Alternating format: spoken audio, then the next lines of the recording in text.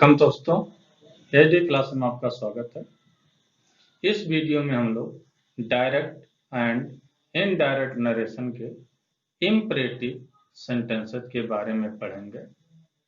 दोस्तों, अभी तक हम लोग पीछे के जितने वीडियोज मेरे हैं उसमें हम लोग टेंस के बारे में पूरा पढ़ चुके हैं, सेंटेंस के बारे में पढ़ चुके हैं, एक्टिव वॉइस पैसिव वॉइस के बारे में पढ़ चुके हैं। नरेशन में हम लोग चल रहे हैं। नरेशन में हम लोग 2 वीडियो तो बेसिक कॉन्सेप्ट्स का है, अगला असर्टिव सेंटेंस पढ़ चुके हैं और इंट्रोगेटिव सेंटेंस पढ़ चुके हैं। दोस्तों, यदि आपने मेरे चैनल को सब्सक्राइब नहीं किया है तो मेरे चैनल को आप सब्सक्राइब कर लीजिए। पीछे की सभी वीडियोज आपको मिल जाएंगी और बेहतरीन कॉन्सेप्ट के साथ मिलेंगी, यह मेरा आपसे प्रॉमिस है। आइए दोस्तों, इस वीडियो में हम लोग इंपरेटिव सेंटेंसेस का डायरेक्ट नरेशन से इनडायरेक्ट नरेशन कैसे बनाते हैं इसके बारे में हम लोग देखते हैं।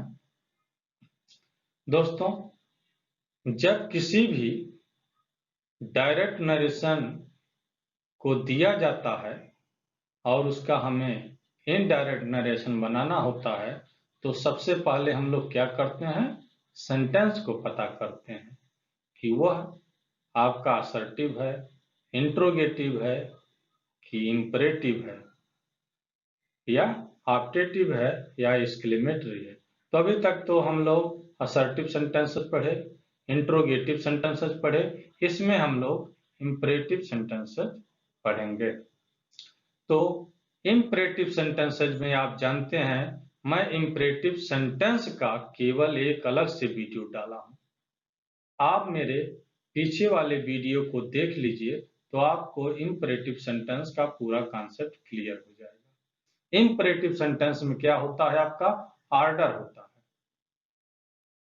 है। इंपरेटिव सेंटेंस में ऑर्डर होता है या रिक्वेस्ट होता है या एडवाइस होता है। रिक्वेस्ट आप कैसे पता करेंगे कि उसमें सर, प्लीज या काइंडली शब्द का यूज हुआ हो तो आपका रिक्वेस्ट हो जाता है। आइए दोस्तों, हम यहाँ पर ये एग्जाम्पल लिखे हुए हैं। The teacher said sit down boys, यह आपका आर्यस सिट डाउन बॉयज, यह किसमें है, इंपरेटिव सेंटेंस में। अगला देखिए, Sita said to me kindly help me, यह किसमें है, इंपरेटिव सेंटेंस में। He said to me work hard, यह किसमें है, इंपरेटिव सेंटेंस में, क्योंकि सभी में सब्जेक्ट यू है जो साइलेंट है। इंपरेटिव सेंटेंस में सब्जेक्ट को नहीं लिखा जाता, सीधे वर्ब से प्रारंभ करते हैं। तो सभी का जो आर्यस है वो इंपरेटिव सेंटेंस में। तो ये सभी जो तीनों एग्जाम्पल्स डायरेक्ट नरेशन के लिखे गए हैं, ये तीनों एग्जाम्पल्स किसमें है, इंपरेटिव सेंटेंस में। तो इंपरेटिव सेंटेंस में आपका सिट डाउन बॉयज, ये क्या है, आपका ऑर्डर, ऑर्डर है ये। काइंडली हेल्प मी, ये क्या है, कृपया मेरी मदद करिए, ये रिक्वेस्ट है। काइंडली शब्द आया हुआ है, ठीक है। वर्क हार्ड, कठिन परिश्रम करिए, यह क्या है, आपका सलाह है। तो इंपरेटिव सेंटेंस जो भी होते हैं उसमें हमारा ऑर्डर होता है, रिक्वेस्ट होता है और एडवाइस होता है। आइए हम लोग अब आगे के कॉन्सेप्ट पर चलते हैं। जब हम इसका the teacher said sit down boys या Sita said to me kindly help me या he said to me work hard, जब इन सभी का हम लोग इनडायरेक्ट नरेशन बनाना प्रारंभ करेंगे तो जो इसमें रिपोर्टर है इसको तो लिखेंगे, इसमें द टीचर है द टीचर लिख देंगे, सीता है इसमें सीता लिख देंगे, इसमें ही है इसमें ही लिख देंगे। उसके बाद बात आती है सेट पर, इसमें सेट टू पर, इसमें सेट टू पर। यह सेट टू जो लगा है यह आपका रिपोर्टिंग वर्ब है। तो जब हमारा सेंटेंस अर्थात आर्यस का सेंटेंस ऑर्डर हो तो उस हालत में सेड या सेड टू को ऑर्डर्ड या कमांडेड में चेंज कर देते हैं। ठीक है। और यदि हमारा आरएस रिक्वेस्ट बता रहा काइंडली हेल्प मी या please help me, please give me your pen, sir mark me present, इस तरह का हो तो रिक्वेस्ट बताएगा।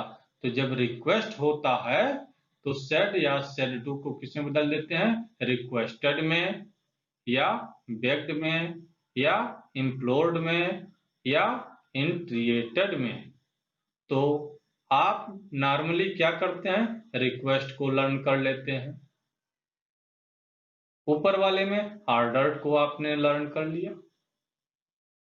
ठीक है। लेकिन बाकी की जानकारी भी होना आवश्यक है। यदि आपका एडवाइस है जैसे वर्क हार्ड, ये तीसरा जो एग्जाम्पल है, he said to me work hard, ये आपका एडवाइस है। इस हालत में जो ये सेड टू है आरबी, सेड हो या सेड टू हो, दोनों में से कोई एक हो सकता है। यदि ऑब्जेक्ट नहीं है तो सेड होगा, यदि ऑब्जेक्ट उसके बाद लिखा गया तो सेड टू होगा। इसको एडवाइड या अर्ज्ड में चेंज कर देंगे। तो हमारा पहला कॉन्सेप्ट ये हो गया आरबी को चेंज करना, सेट या सेट टू को चेंज करना। यदि हमारा आरएस ऑर्डर बता रहा तो सेट या सेट टू को ऑर्डर्ड में, रिक्वेस्ट बता रहा तो सेट या सेट टू को रिक्वेस्टेड में, एडवाइस बता रहा तो सेट या सेट टू को एडवाइड में चेंज कर देंगे। जब एडवाइड इतना आपने कर दिया, आरबी को चेंज कर दिया, उसके बाद क्या करेंगे, पीछे हम लोग ये लेफ्ट वाला पार्ट रिपोर्टिंग पार्ट और ये रिपोर्टेड स्पीच, इन दोनों पार्टों को जोड़ने के लिए कनेक्टिव वर्ड का यूज करते थे। असर्टिव में हम लोग दैट का यूज करते थे, इंट्रोगेटिव में हम लोग इफ या वेदर का यूज करते थे। लेकिन इंपरेटिव सेंटेंस में कोई कनेक्टिव वर्ड नहीं लगता है। ठीक है, इसमें कोई कनेक्टिव वर्ड नहीं लगता है। तब इसमें क्या होता है, जो रिपोर्टेड स्पीच है ये वर्ब से प्रारंभ होता है, इसके पहले टू लगा देते हैं। जैसे यहां पर हो जाएगा टू सिट डाउन। और एक काइंडली, ये तो आपका रिक्वेस्ट बता रहा है, जब इसको रिक्वेस्टेड में सेट टू को चेंज करेंगे तो काइंडली समाप्त हो जाएगा, तो आपका सीधा वर्ब आ जाएगा हेल्प, इसके पहले टू लगा देंगे। यहाँ पर वर्क हार्ड तीसरे में, तो इसके पहले टू लगा देंगे। ठीक है, तो यहां पर आपका कॉन्सेप्ट 2 पॉइंट क्लियर हुआ। पहला, यदि हमारा ऑर्डर है आरएस तो सेड या सेड टू को ऑर्डर्ड में चेंज कर देंगे। रिक्वेस्ट है तो सेड या सेड टू को रिक्वेस्टेड में चेंज कर देंगे। आप बेग्ड, इम्प्लोर्ड और इंट्रिएटेड किसी में भी चेंज कर सकते हैं।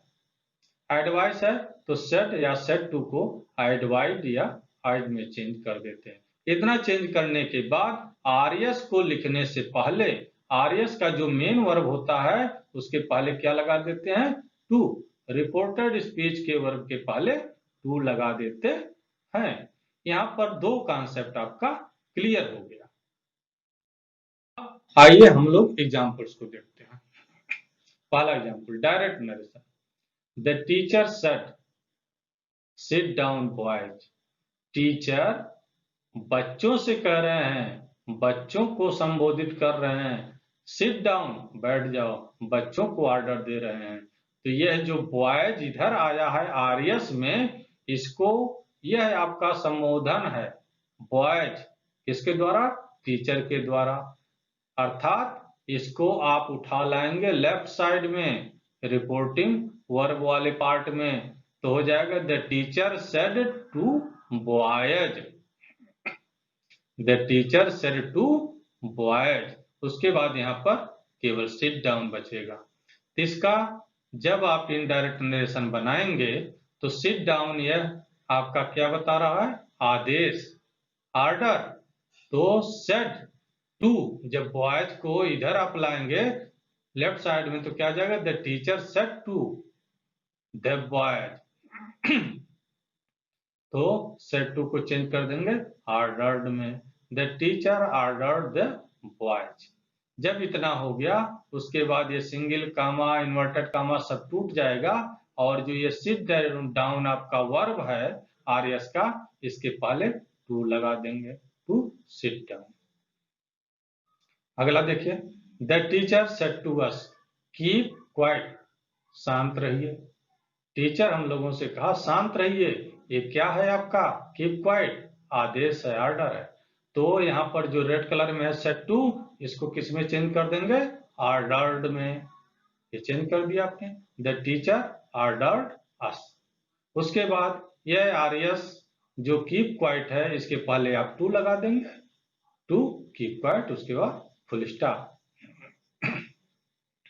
अगला एग्जाम्पल देखिए, direct narration. Sita said to me kindly help me. Kindly, sir, please, ये सब किसके सूचक हैं, रिक्वेस्ट के। तो जब ये रिक्वेस्ट के सूचक है काइंडली, तो यहाँ पर जो ये सेट टू है आरवी, इसको चेंज कर देंगे रिक्वेस्टेड में। तो क्या हो जाएगा, सीता रिक्वेस्टेड मी। और ये सिंगल कामा इन्वर्टेड कामा सब टूट जाएगा। यह काइंडली आपका खत्म हो जाएगा। जब आपने रिक्वेस्टर लगा दिया तो काइंडली का यहाँ पर कोई मतलब नहीं रह जाता है।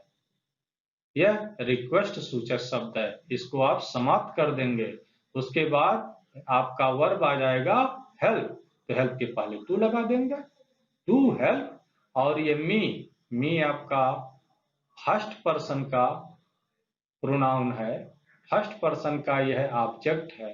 तो फर्स्ट पर्सन यदि आरएस में होता है तो किसके अनुसार चेंज होता है, आरवी के सब्जेक्ट के अनुसार। आरवी का सब्जेक्ट क्या है, सीता है, सीता के अनुसार मी चेंज होगा। लेकिन ये मी जो है किस स्थान पर है, ऑब्जेक्ट के स्थान पर। तो सीता से संबंधित आप ऑब्जेक्ट जरा ढूंढिए। सीता से संबंधित ऑब्जेक्ट आपका क्या हो जाएगा, हर। तो मी के जगह पर आप हर लगा देंगे। अगला देखिए, Ram said to the teacher.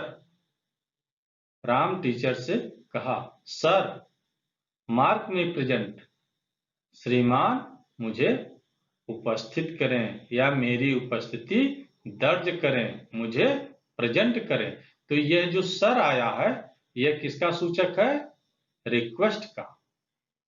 तो सेड टू को जो रेड से मैं लिखा हूं इसको किस में आप बदल देंगे, रिक्वेस्टेड में। जब आप सेड टू को रिक्वेस्टेड में बदल दिए, ये रिक्वेस्टेड में कैसे बदला आपने, क्या देख करके बदला, आरएस में जो सर आया हुआ है। तो आरएस में सर के को देख करके आपने पता किया रिक्वेस्ट किया गया है, तो सेड टू को आपने बदल दिया रिक्वेस्टेड में, तो यह सर आपका खत्म हो जाएगा। Ram requested the teacher. उसके बाद ये कामा, सिंगल कामा इन्वर्टेड कामा सब टूट जाएंगे, टू लग जाएगा। उसके बाद वर्ब, मार्क मी आपका आप किया क्या, प्रोनाउन किस पर्सन का है, फर्स्ट पर्सन का। किसके अनुसार चेंज होगा, आरवी के सब्जेक्ट के अनुसार, अर्थात राम के अनुसार। तो राम के लिए कौन सा ऑब्जेक्ट होता है, हिम। राम से संबंधित आपको प्रोनाउन ढूंढना हो तो सब्जेक्ट में क्या होगा, ही। ऑब्जेक्ट में क्या हो जाएगा, हिम। आपको तो चाहिए ऑब्जेक्ट ही, क्योंकि मी ऑब्जेक्ट के पोजीशन पर है, हिम। उसके बाद प्रेजेंट आपने लगा दिया। अगला देखिए, he said to me please give me your pen. RS के देखिए प्लीज शब्द आ गया। ये भी क्या बता रहा कि आप रिक्वेस्ट कर रहे हैं, राम वो है रिक्वेस्ट कर रहा है। तो सेड टू को चेंज कर देंगे, रिक्वेस्टेड में क्या हो जाएगा, ही रिक्वेस्टेड मी। ठीक है। उसके बाद यहाँ पर सिंगल कामा इन्वर्टेड कामा सबको हटा करके टू लिख देंगे। और ये प्लीज आपका समाप्त हो चुका है। जब प्लीज रिक्वेस्ट सूचक शब्द है और उसको आपने सेड टू को रिक्वेस्टेड में बदल दिया तो प्लीज खत्म हो जाता है। सीधे आपका वर्ब आएगा गिव। और मी आपका प्रोनाउन हो गया, फर्स्ट पर्सन का ये चेंज होगा आरवी के सब्जेक्ट अर्थात राम के अनुसार, ही के अनुसार। तो ही का ऑब्जेक्ट क्या होगा, हिम।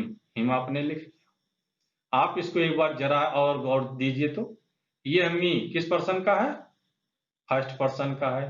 किसके स्थान पर है यह मी? ऑब्जेक्ट के स्थान पर है। ठीक है, 2 पॉइंट हो गया। फर्स्ट पर्सन का है और ऑब्जेक्ट के स्थान पर है। तो फर्स्ट पर्सन का है तो किसके अनुसार चेंज होगा? आरवी के सब्जेक्ट अर्थात ही के अनुसार। ही के अनुसार चेंज होगा, लेकिन किस स्थान पर वो आएगा? ऑब्जेक्ट पर। तो ही का आप सीधा ऑब्जेक्ट तलाश लीजिए। ही का ऑब्जेक्ट क्या होता है? हिम। ठीक है, फिर उसके बाद योर को देखिए। योर भी आपका क्या है? प्रोनाउन है। किस पर्सन का है? सेकंड पर्सन का है। किसके स्थान पर है यो? पॉजेसिव केस के स्थान पर है। तो ये सेकंड पर्सन है, पॉजेसिव केस के स्थान पर है। तो जब सेकंड पर्सन है तो किसके अनुसार चेंज होगा? आरवी के ऑब्जेक्ट के अनुसार। आरवी का ऑब्जेक्ट क्या है? मी।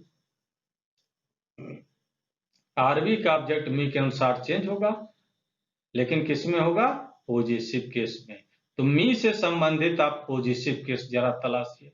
मी का आप पहले सब्जेक्ट ढूंढ लीजिए। मी का सब्जेक्ट क्या होता? आई। अब आई का पॉजेसिव केस आप ढूंढ लीजिए। आई का पॉजेसिव केस माई, और उसके बाद ये पेन आप लिख दीजिए। तो इस प्रकार he said to me please give me your pen, इसका इनडायरेक्ट नरेशन हो गया he requested me to give him my pen. दोस्तों, इन सभी एग्जाम्पल्स में आपने देखा कि आरएस को देख करके ऑर्डर्ड या रिक्वेस्टेड में आरबी को चेंज कर दिए, सेड या सेड टू को चेंज कर दिए। उसके बाद आरएस के मेन वर्ब के ठीक पहले आपने क्या लगा दिया? टू। टू लगा दिया, आपका कंप्लीट हो गया। ये रिक्वेस्ट वाले में आपको थोड़ा गौर रखना है कि काइंडली आया हो, सर आया हो, प्लीज आया हो, तो ये रिक्वेस्ट सूचक शब्द हैं। तो उस समय जब आप सेड या सेड टू को रिक्वेस्टेड में चेंज करेंगे तो ये सब खत्म हो जाएंगे। अब अगला देखते हैं। He said to me work hard, वह मुझसे कहा वर्क हार्ड, कठिन परिश्रम करो। ये क्या है? सलाह है। कठिन परिश्रम आप करेंगे तो आपका ही तो बेनिफिट होगा। जब आपका बेनिफिट हो, इस तरह से कोई आपको कहता है तो आपको क्या देता है? सलाह। तो सेड टू चेंज हो जाएगा किसमें? एडवाइड में। ही एडवाइड मी। उसके बाद आरएस के मेन वर्ब के पहले आप क्या लगा देंगे? To work hard. तो दोस्तों, अभी तक चाहे ऑर्डर हो, चाहे रिक्वेस्ट हो, चाहे एडवाइस हो, सभी में आपने देखा आरवी को सेड या सेड टू को आपने ऑर्डर्ड में चेंज किया, रिक्वेस्ट में चेंज किया, एडवाइड में चेंज किया। ये तो पहला कॉन्सेप्ट। तो दूसरा कॉन्सेप्ट क्या है? आरएस के मेन वर्ब के पहले आपने सभी में टू लगा दिया है। अब यहाँ पर इतना कॉन्सेप्ट आपका पूरा हो गया। अब हम लोग आगे के कॉन्सेप्ट पर आते हैं। नोट, यदि reported speech RS do not से प्रारंभ हो। कभी कभी ऐसा होता है कि आरएस में डू नॉट आता है, प्रारंभ में ही आ जाता है। इस हालत में क्या करते हैं?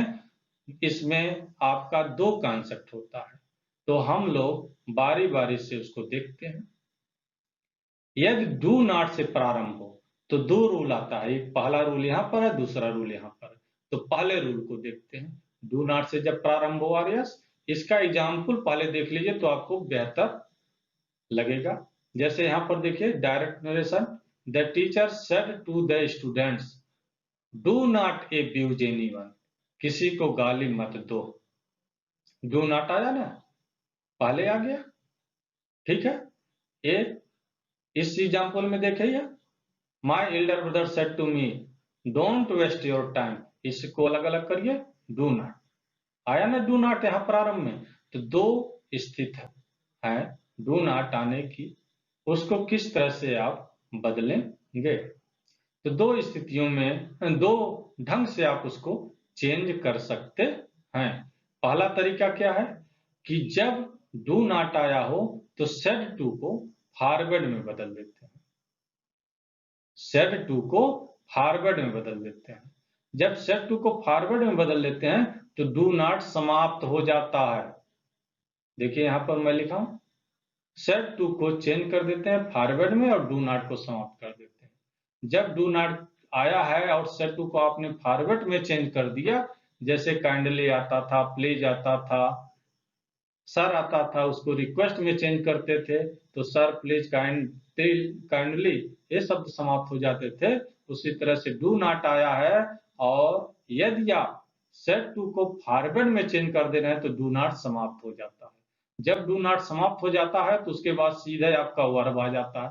इसी एग्जाम्पल में देखिए, do not abuse anyone, do not को आप समाप्त कर देंगे, जो रेड से मैं लिखा हूं, सीधा आपका मेन वर्ब आ जाएगा एब्यूज, इसके पहले टू लगा देंगे, आपका काम पूरा।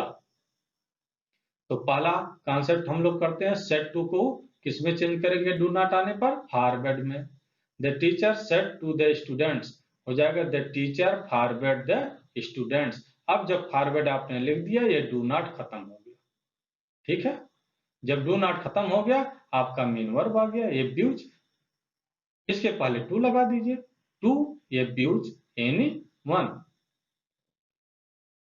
इसको दूसरा तरीका क्या है, इसको फॉरवर्ड में आप सेट टू को नहीं चेंज करते हैं तो दूसरा तरीका क्या है, आगे आइए। आरएस के भाव के अनुसार सेट टू को ऑर्डर्ड में, एडवाइड में या रिक्वेस्ट में चेंज कर देते हैं। आरएस के भाव को देखेंगे कि आरएस में कहा क्या जा रहा है, किस भावना से कहा जा रहा है, ऑर्डर है कि एडवाइड है कि रिक्वेस्ट है, उसकी भावना को आप समझने का प्रयास करेंगे। उसी अनुसार सेट टू को आप ऑर्डर या एडवाइड या रिक्वेस्टेड में चेंज करेंगे। और जब सेट टू को चेंज कर देंगे इन सभी में, तो डू को हटा देंगे, डू को क्या करेंगे, हटा देंगे। ठीक है, नॉट रहेगा, केवल डू हटेगा।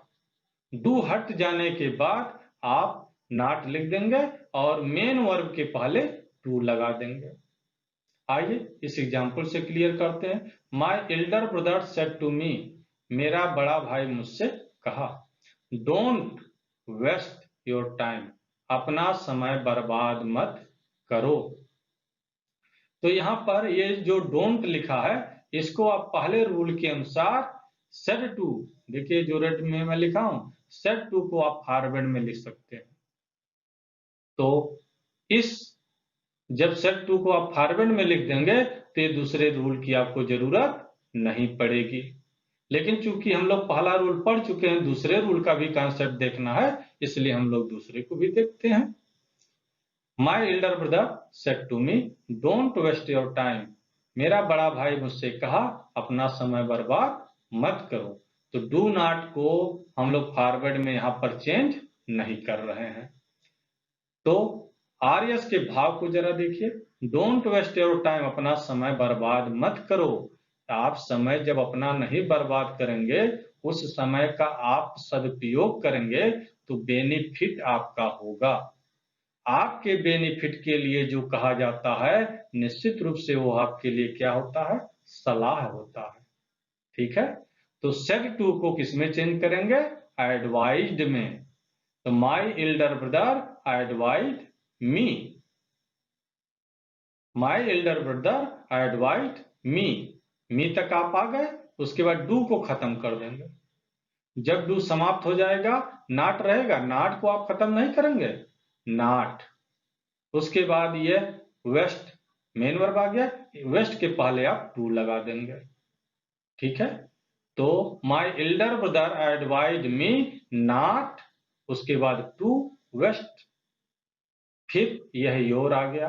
योर आपका सेकंड पर्सन का प्रोनाउन है, तो योर किसके अनुसार चेंज होगा, आरवी के ऑब्जेक्ट के अनुसार। आरवी का ऑब्जेक्ट क्या है, मी के अनुसार चेंज होगा योर, लेकिन योर किसके स्थान पर है, पॉजिटिव केस पर। तो मी का पॉजिटिव केस ढूंढिए। मी का पॉजिटिव केस ढूंढने में आपको दिक्कत हो रही है तो मे का आप सब्जेक्ट ही ढूंढ लीजिए, मी का आप सब्जेक्ट ही ढूंढ लीजिए। मी का सब्जेक्ट क्या होता, आई। अब आई का पॉजिटिव केस आपके लिए आसान हो जाएगा। आई का पॉजिटिव केस क्या होता, माई। योर की जगह पर बाय हो जाएगा, उसके बाद टाइम आप लिख दीजिए। दोस्तों अभी तक इस इंपरेटिव सेंटेंस में जितना भी आपने एग्जाम्पल देखा, सभी में जो टू लगता है वो मेन वर्ब के ठीक पहले लगता है। पीछे तो हम लोग देखे ही थे, इन दोनों एग्जाम्पल में भी हम लोग देख रहे हैं, ये यूज के पहले टू, वेस्ट के पहले टू। ठीक है, तो ये दूसरे वाले एग्जाम्पल में आप गौर करिएगा, जब डोंट को हम लोग फॉरवर्ड में नहीं बदल रहे हैं, एडवाइड में बदल रहे हैं, तो केवल डू हटेगा, नॉट नहीं हटेगा, नॉट रहेगा। नॉट लिखने के बाद ही टू लगाएंगे। टू हमेशा मेन वर्ब के पहले आता है, इस चीज की आप सावधानी रखेंगे। दोस्तों इस इंपरेटिव सेंटेंस में चूंकि यह टेंस नहीं है, यह टेंस नहीं है, तो इसमें टेंस चेंज हो ऐसा नहीं होगा। ऐसा तभी होगा जब इसमें टेंस का भी सेंटेंस आया हो अलग से। ठीक है, अब हम लोग आगे चलते हैं। दोस्तों जब reported speech RS never say प्रारंभ हो, नेवर से प्रारंभ हो, उस हालत में आप क्या करेंगे? सेड टू को एडवाइड में बदल देंगे, सेड टू को एडवाइड में बदल देंगे और नेवर के बाद वर्ब के पहले टू लगा देंगे। ठीक है, इसमें एक चीज हमेशा आप ध्यान रखिएगा, नेवर वाले सेंटेंसेस में फॉरवर्ड का यूज नहीं करते हैं।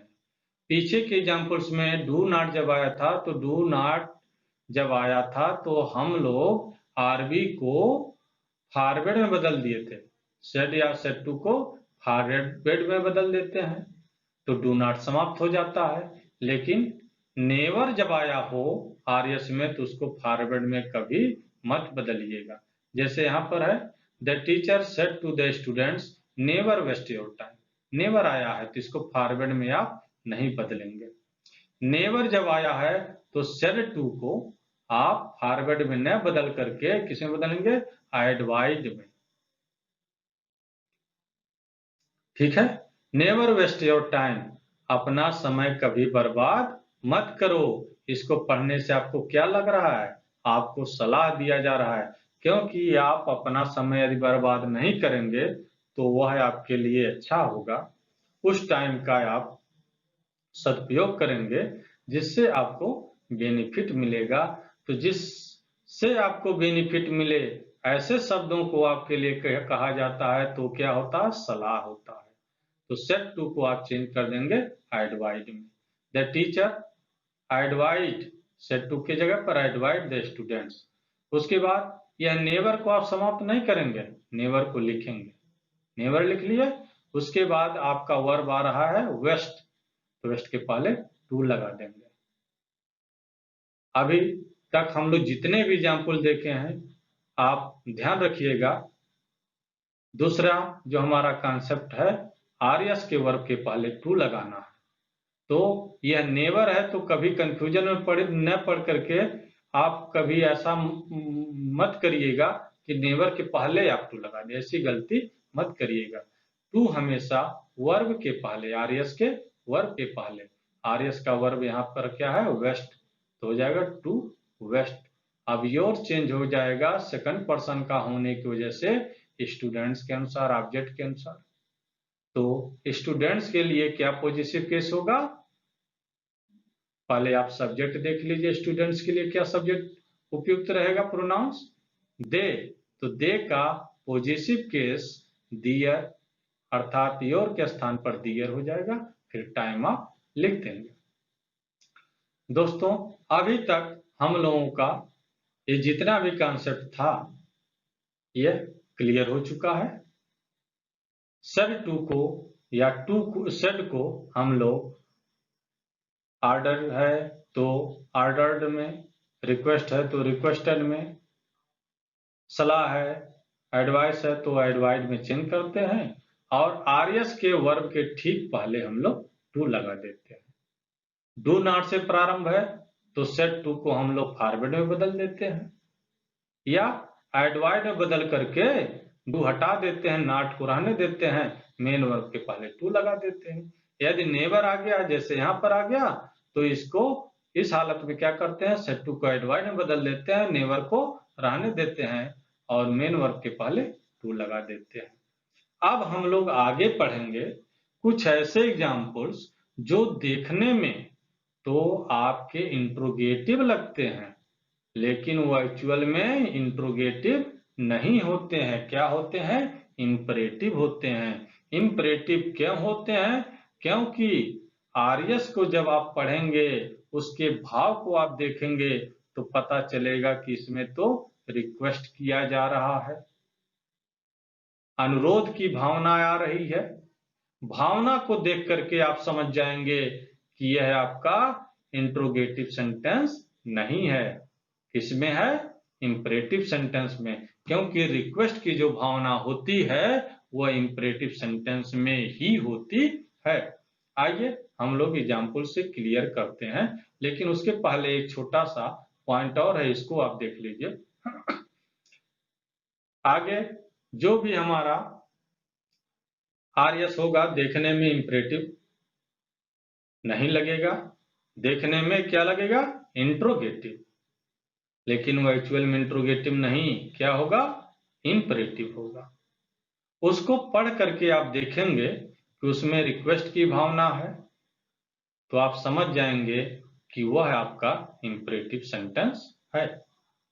सेड या सेड टू को रिक्वेस्टेड में चेंज कर देंगे, या आस्क्ड में चेंज कर देंगे, या ऑफर्ड में चेंज कर देंगे, या इनवाइटेड में चेंज कर देंगे। तो इस तरह से आइए हम लोग एग्जाम्पल को देख करके क्लियर करते हैं। पहला, he said to me, would you please give me your book? Please give me your book. इसको आप देख करके प्लीज शब्द आ गया है, तो इसमें पक्का है रिक्वेस्ट की ही भावना छिपी हुई है। भले ही यहाँ पर लास्ट में देख रहे हैं क्या, प्रश्नवाचक शब्द लगा हुआ है। प्रश्नवाचक, जब ये प्रश्नवाचक लगा हुआ तो आप गलत फहमी में पढ़ करके इसको इंट्रोगेटिव मत मान लीजिएगा। इस पूरे सेंटेंस को, आर्यस को पढ़ करके इसकी भावना को समझने की कोशिश करिएगा। यहाँ पर रिक्वेस्ट की, अनुरोध की भावना नजर आ रही है। ठीक है, तो सेड टू को बदल देंगे रिक्वेस्टेड में। ही सेड टू की जगह पर ही रिक्वेस्टेड मी, और जब रिक्वेस्टेड में बदल देंगे तो यह वुड यू प्लीज, ये पूरा आपका क्या हो जाएगा, समाप्त हो जाएगा। उसके बाद सीधे मेन वर्ब आ जाएगा। मेन वर्ब के ठीक पहले आप क्या लगाते हैं, इंपरेटिव में टू, तो यहाँ पर टू लगा दीजिए। उसके बाद गिव, फिर मी आपका प्रोनाउन है, ये चेंज कर देंगे चूंकि फर्स्ट पर्सन का है, तो आरवी के सब्जेक्ट के अनुसार अर्थात ही के अनुसार ही का ऑब्जेक्ट आप ढूंढ लीजिए, क्योंकि मी किसके स्थान पर, ऑब्जेक्ट के स्थान पर, तो मी ही का ऑब्जेक्ट आपका हिम। उसके बाद योर आता है, योर क्या है, सेकंड पर्सन का है, किसके अनुसार चेंज होगा, आरवी के ऑब्जेक्ट के अनुसार, मी के अनुसार। मी का सब्जेक्ट क्या, आई, तो आई का क्या ढूंढना है आपको, यह योर किसके स्थान पर है, पॉजिटिव केस के स्थान पर है, तो आई का पॉजिटिव केस क्या हो जाएगा, माई बुक। अगला example, she said could I use your pen. इसमें भी आप देखिए प्रश्नवाचक चिन्ह तो है, आपको एक दफे लग जाएगा कि इंट्रोगेटिव है, लेकिन आर्यस की भावना को आप समझने की कोशिश करिए। Could I use your pen, यह क्या है, अनुरोध की भावना आ रही है, अनुरोध पूर्वक आपसे पूछा जा रहा है, अनुरोध पूर्वक वह पूछ रही है, तो क्या हो जाएगा, शी आस्क्ड मी, और यह could I use, could I आपका समाप्त हो जाएगा, यह यूज आपका यहाँ पर वर्ब है, तो यूज के पहले क्या हो जाएगा, to, to use, your change हो जाएगा किसके अनुसार, मी के अनुसार, तो क्या हो जाएगा, माई पेन। अगला देखिए, Gita said would you like a cake. इसको जरा देखिए, प्रश्नवाचक है, इंट्रोगेटिव है नहीं, इसके आप आर्यस को देखिए, इसकी भावना को देखिए, would you like a cake, यह इसमें अनुरोध की भावना झलक रही है। तो वह गीता आपको क्या कर रही है, ऑफर दे रही है। तो Gita offered me a cake, a cake. अगला देखिए, Sita said would you like to have tea with me. इसमें देखिए क्या है, प्रश्नवाचक होते हुए भी इसकी भावना जो है वो अनुरोध की है। Would you like to have tea with me, आपको चाय के लिए, निमंत्रण के लिए आपसे अनुरोध पूर्वक आपको क्या कर रही है, निमंत्रण दे रही है। तो क्या हो जाएगा, सीता इनवाइटेड मी। अब ये वुड यू लाइक समाप्त हो जाएगा। यहाँ पर वर्ब के पहले टू है तो टू रहने दीजिए। Sita invited me to have tea with her. दोस्तों, इस चैप्टर में हम लोग ऑर्डर, रिक्वेस्ट, एडवाइस से संबंधित सभी कॉन्सेप्ट को क्लियर किए और आगे भी यह 4 एग्जाम्पल्स हम लोग देखें, जिसको देखने से तो एक दफा इंट्रोगेटिव लगता है, लेकिन जब आरएस की भावना को हम लोग देखते हैं तो हमारा इंपरेटिव होता है, उसका कैसे इनडायरेक्ट नरेशन बनाएंगे इसको भी हम लोग देखें। अब अगले वीडियो में हम लोग इंपरेटिव सेंटेंस को ही देखेंगे, लेकिन उसमें लेट का यूज हुआ रहेगा, क्योंकि इंपरेटिव सेंटेंस में आपका लेट का यूज भी होता है। तो लेट का यूज जिस इंपरेटिव सेंटेंस में हुआ हो उसका आप डायरेक्ट से इनडायरेक्ट नरेशन कैसे बनाएंगे उसको हम लोग अगली वीडियो में देखेंगे। आप अगली वीडियो को देखना मत भूलिएगा और मेरे चैनल को यदि आपको पसंद आया तो सब्सक्राइब जरूर करिएगा। लाइक, शेयर, कमेंट्स ये सब आप करते रहिए, जिससे मेरा मनोबल भी बढ़ता रहे। हाँ, आपको मैं जरूर कहना चाहूँगा कि अगला वीडियो आप देखना मत भूलिएगा। ओके।